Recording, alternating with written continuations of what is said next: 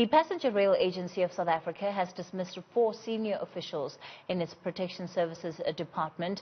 They were found guilty of procurement irregularities. PRASA says the dismissals are a culmination of a disciplinary inquiry following allegations of impropriety in the awarding of security-related tenders.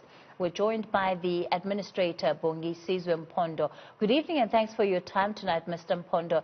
10 years in the making this decision really has been. Why does it take so long to get to the bottom of things? Thank you, Cathy, and good evening to your listeners. 2009 was when these transgressions would have taken place, and the derailed report of 2015 then, flagged them or highlighted them. It then led to a proclamation by the President last year, 2019, for these and various other cases. So on the basis of the proclamation, work we're doing with the SIU, this then culminated in a disciplinary hearing late last year, and the report or judgment was given in November. Then the process continued up until we got the final sanction last week Friday, and we then acted on that basis. Speak to us about these 4 managers and very briefly what they were involved in that, of course, was found to be irregular. So, Cathy, it's appointment of security companies that, play a protection role in terms of our infrastructure, protecting our infrastructure at least. And the role that they played briefly was the irregular appointment and extension of these contracts, which was found to be irregular and contravened the supply chain management policy of the organization as well as the PFMA. So it's quite a grave irregularity, if I put it that way. And these are senior employees. Do we know if they received any money for having been involved in this irregular process? Were there kickbacks involved here? Well, the report and the disciplinary doesn't touch on that. Okay, it's at this stage about irregular expenditure, but the work that we're doing with the SIU and that will then follow up with the Hawks would look at all these possibilities. So this is the first step for us, because as a company we need to instill discipline and mete out consequence management, but that doesn't end there. So the work we're doing with the SIU and later on, these cases will then also be referred to the Hawks as part of the process that we undertake.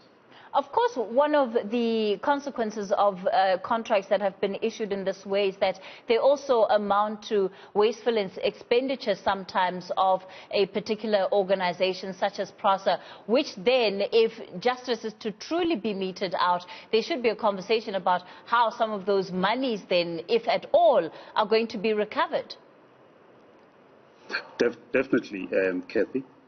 With the SIU does have a particular tribunal that is in place that would seek, to the extent possible, to recover monies that have been lost to the organization. So the process is ongoing, and where there are new developments, we would be able to update the public.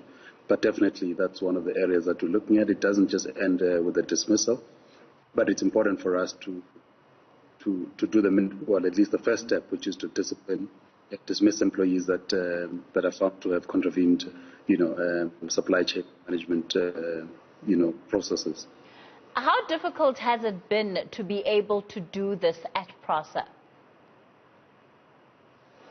It's been difficult. I would recall, Cathy, I was at your studios on the 15th of January, and the question was posed by yourself around consequences, and I did give the assurance that we will do whatever is in our power to ensure that consequences are meted out.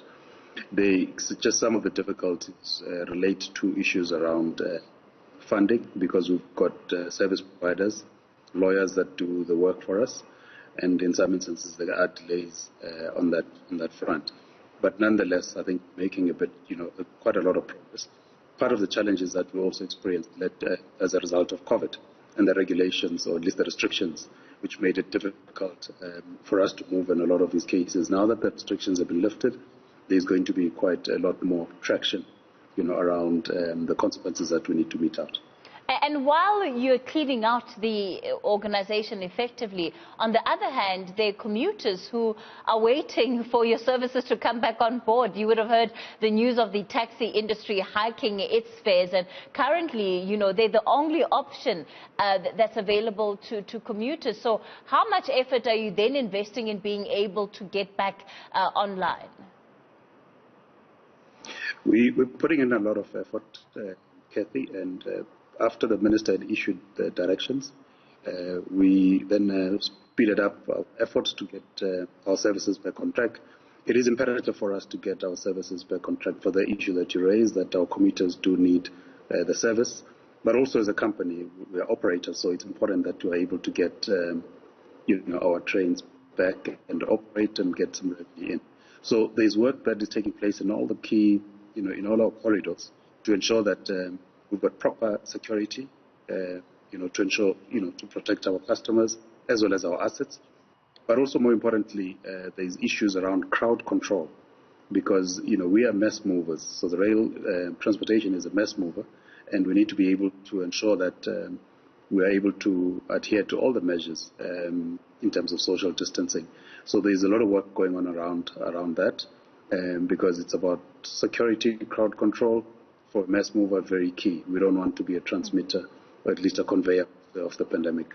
In that case, then it doesn't sound like you're going to be back in action anytime soon.